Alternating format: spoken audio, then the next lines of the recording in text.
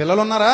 పిల్లలకు కూడా ఒక వయసు వచ్చిన తర్వాత పనులు చెప్పాలి మనం. మా బంగారమే, మా బాబే, మా బుజ్జే అన్నాం అనుకో, ఇంకా తర్వాత నీకు బుజ్జి గజ్జై కూర్చుంటాడు చచ్చూరుకుంట. తర్వాత మా బంగారమే అన్నప్పుడు మీ బంగారాన్ని ఎవరు సానబెడతారు? నువ్వే సానబెట్టాలి. పిల్లల్ని వాళ్ళకి మన పనులు ఏంటో చెప్పాలి. ఒక్కోసారి ఒరే ఓడు తల్లి, అమ్మ ఊడు తల్లి, చిపురు తీసుకో తల్లి, ఇల్లు ఎలా ఓడ్చాలో నేర్పించాలి కూతురికి. మరి అంతే, తప్పదు. ఒకసారి ఎలా తోమాలి, ఒకసారి ఎలా ఉతకాలి, ఒకసారి ఎలా దులపాలి, ఇవన్నీ పిల్లలకి మనం చిన్నప్పటి నుంచి అలవాటు చేయకపోతే వాళ్ళు అనుకుంటారు మేము పెద్ద పిఠాపురం జమీందారులు అనుకుంటారు. వాళ్ళ కాళ్ళ మీద వాళ్ళు నిలబడలేరు. రేపు పొద్దున కష్టం వస్తే తట్టుకోలేరు, బాధ వస్తే తట్టుకోలేరు, భయం వస్తే తట్టుకోలేరు, ఏ వచ్చినా తట్టుకోలేరు. ఎందుకు పనికిరాని వాళ్ళు అయిపోతారు. గాజు బొమ్మల్లాగా పడినా పగిలిపోతారు, గట్టిగా పట్టుకున్నా పగిలిపోతారు. అలా పగిలిపోయే బొమ్మలు కాదు మనకు కావాల్సింది. ఇనప ముక్కల్లాగా ఉండాలి, స్ట్రాంగ్ గా తయారవ్వాలి. తల్లిదండ్రులు పిల్లలకి శిక్షణ ఇవ్వాలి. అన్ని పనుల్లో తండ్రి తన పనుల్లో శిక్షణ ఇవ్వాలి. ఎండాకాలం సెలవులు వస్తున్నాయంటే ఇదిగో ఈ టైం కి పని చేసేసి ఆ తర్వాత నువ్వు ఆడుకోవడానికి పోతే పో. మన పిల్లలు మన బాధ్యతల్లో ఏం కావాలి? పాలి భాగస్తులు కావాలి. ఇంటికి డబ్బులు తెచ్చి ఇచ్చేసి